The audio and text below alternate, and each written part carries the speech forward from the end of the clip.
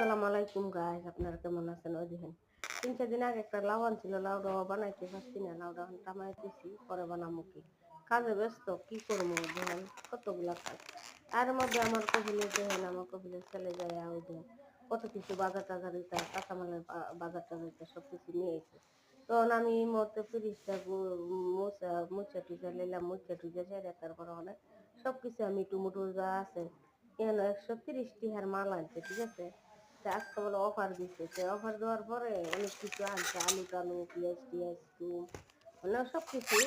হ্যাঁ, ফুলকপি পাতাকপি বাঁধাকপি, তারপর আপনার এই যে বেগুন, হ্যাঁ কুচা আমার কত আনাজ টানাজ আনছে, সব কিছু আনা হয়েছে।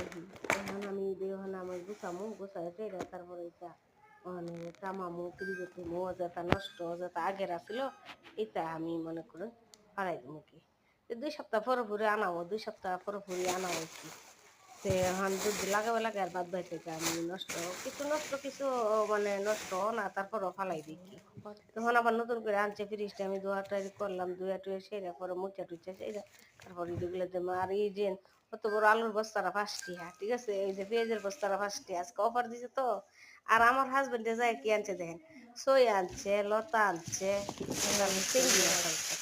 হুম, চিংড়ি মাছ ভাগ করে দিতাম, চিংড়ি মাছ খাইবো লতা দিয়া। তখন আমি লতা দিয়ে চিংড়ি মাছ ভাগ করলাম। আর হারার জন্য আমি ক্যাপসা ভাগ করতেছি, মানে চিংড়ি মাছটা আছে না, আমি এখন মনে করেন বানায় টানায় সবকিছু লক টক ফালাইয়া সবকিছু লুইছি।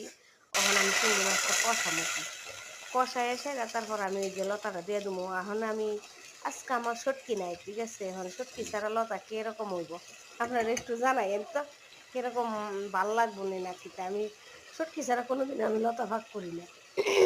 মানে আপনাদের বায়না কইতাছে না ভালোই লাগবো তুমি ভাগ করো, তখন আমি ভাগ করতেছি কি, তখন ওখানে সব মই মশলা কষাই সেরা তারপর আপনি মানে চিংড়ি মাছটা দিয়ে দেবো। চিংড়ি মাছটা দিলে একটু কষে আইলে তারপরে মনে করেন যে আমি ইয়াটা দিয়ে দিব কি, এই যে চিংড়ি মাছটা এখন দিয়ে দিছে। আর এর মধ্যে দেখেন আমি হাঁটার জন্য ক্যাপসা বইছি, ঠিক আছে।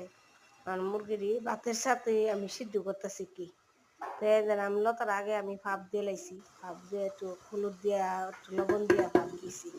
লতাটা এত ভালো মানে বেশি কান লাগে না বুঝিনি, এই সিদ্ধ হয়ে জায়গা।